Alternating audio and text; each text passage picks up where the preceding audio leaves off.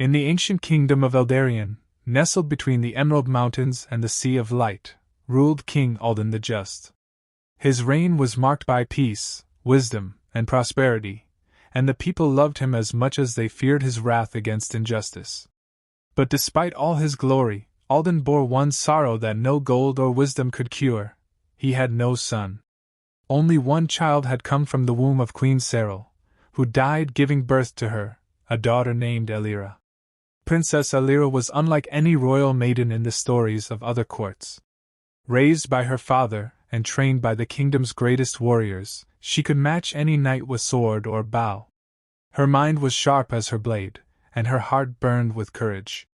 As she grew, the people of Eldarion whispered that she carried the strength of a king and the grace of her mother.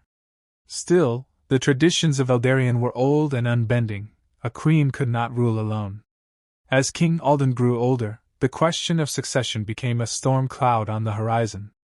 Eldarion had no male heir. Fearing the chaos of a power struggle or an invasion after his death, Alden made a bold and final decree. Whosoever shall win the heart of my daughter, and she agrees to wed, shall be heir to the throne. But he must be worthy, not by blood, nor coin, but by valor and love both proven. Many came. Princes from southern deserts rode in with caravans of gold. Northern jarls arrived with wolf furs and honeyed boasts of conquest. Even wizards cloaked in shadow and light offered riddles and promises. But Elira remained unmoved. She did not want a man who sought a crown more than he sought her.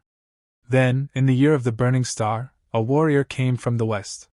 He wore no sigil and bore no title.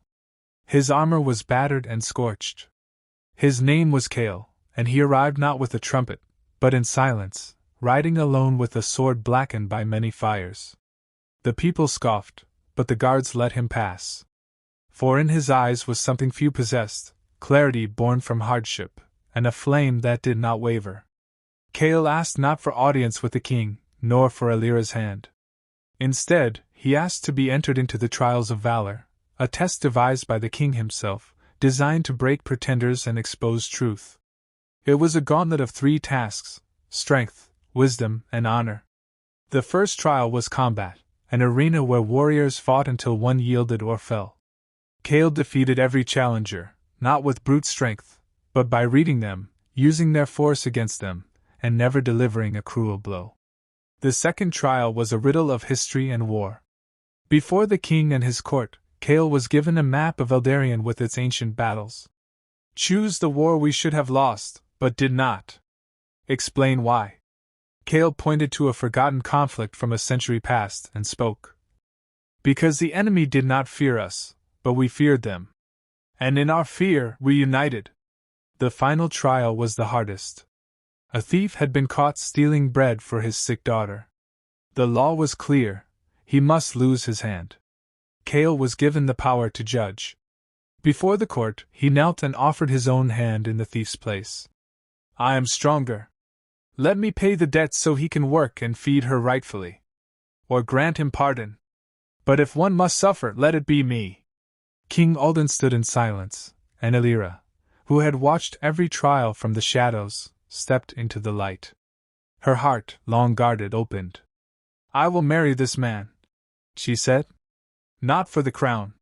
For the way he carries weight that is not his. For the way he fights only when he must. For the way he listens, not only with his ears but with his soul.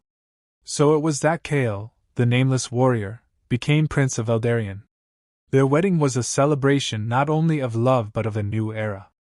The people rejoiced, for their new leaders were not born to rule, they had earned it. Years passed.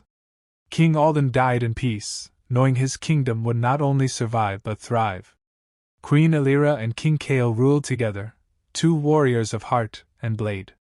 Under their reign, Eldarion became not the richest kingdom, nor the largest, but the fairest. And in time, their child, a girl born beneath a red moon, was raised not as a princess, but as a shield maiden of the people. For the legacy of Eldarion was no longer bound by bloodlines or tradition. It was bound by choice, love, and valor. 20 winters had passed since Queen Elira and King Kale took the throne. The kingdom of Eldarion had changed. The old, rigid traditions were softened, but not all welcomed the new ways. In the north, whispers stirred. Lords who had once accepted Alira's rule began to speak behind closed doors, of bloodlines, of rightful rule, and of a new rebellion born not of foreign invaders, but of pride and forgotten grudges. But the crown sat steady. And in the royal halls of Caelwyn Keep, a child had grown. Her name was Seren, daughter of Alira and Cael, born beneath a red moon during a summer firestorm. Her birth was marked by omen. The seers said she would bear both sword and spark, a ruler forged by flame. From a young age, Seren defied expectations. She spoke to horses before she could walk and tamed a wild falcon before she turned 10. But more curious still, the air would sometimes shimmer around her when she was angry or afraid. Candles flickered near her skin, and once, in a moment of fury, a silver goblet melted in her palm. The court whispered of the old fireblood, a magic long thought extinct, said to be born from ancient unions between warriors and the flame spirits of the southern deserts. Cael, whose origins were still unknown even to the royal scribes, grew quiet when he saw it in her. Alira, ever a pillar of strength, brought her daughter before the Arcanum, the council of scholars and mages. They tested Seren, probed her gifts, and declared her untaught but true. But they warned, "Fire magic is the most ancient and most wild. It does not serve. It chooses." So Seren trained in secret. Sword by day, flame by night. But peace cannot last when power awakens. To the north, the Duchy of Tharn had long simmered in resentment. Its duke, Varek Ironhand, believed his bloodline was the only true claimant to the throne, descended from the brother of the first king of Eldarien. When Alden had named Cael heir through marriage, Varek's house had been passed over. Now, with rumors of Seren's fireblood and talk of a future queen with no husband, Varek declared open rebellion. He sent emissaries to distant clans, stirred ancient alliances, and summoned mercenaries from the ice coasts. Alira knew war was coming. Cael, older now, with silver in his hair and scars that slowed his steps, took up his blade once more, but he could no longer lead in battle. "I fought to earn this kingdom," he told Seren. "Now it is your turn to fight to keep it." And so, against the will of the court, Seren rode to war, not as a princess, but as general of the Flame Host, a company of loyal warriors bound to her by oath, not rank. Her command was swift and fierce. She struck at supply lines, burned bridges, and harried the northern army into confusion. But Duke Varek was no fool. He laid a trap in the Vale of Thorns, and Seren, outnumbered and surrounded, had no path to retreat. In the darkest hour, her fire awoke. Not as a flicker, but a storm. She raised her sword, and flames spiraled from the earth around her, forming a ring of heat no enemy could cross.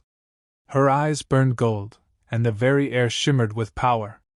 Her army escaped while she held the line alone. They began to call her Seren Flameborn. Word of her stand spread beyond Eldarien. To the east, an exiled fire mage known as Ishkur-the-Bound heard of Seren's power, and came to her in secret. He told her that her fire blood came from an ancient lineage, the last true heirs of the Phoenix Pact, a forgotten alliance between humankind and elemental spirits sealed centuries before Eldarien even existed. "If you follow this path," Ishkur warned, "you will be more than queen. You will be fire given flesh. But the crown and the flame, one may break the other." Seren was torn. Was she to be a ruler, bound by law and duty? Or something more, something untamed? At the final battle at the gates of Caelwyn, Duke Varek's forces laid siege. The city trembled. Cael stood on the battlements, ready to fall beside his people. Alira rode out to duel Varek herself. But before either could strike, a roar split the sky. From the horizon came Seren, riding a horse of living flame, her sword burning white, her eyes like suns.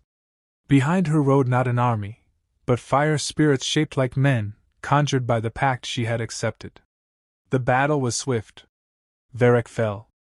His armies scattered like ash. And Eldarien was saved. But when the dust settled, and the people chanted her name, Seren did not take the throne. Not yet. I must understand what I am, she told her parents. Before I rule others, I must rule myself.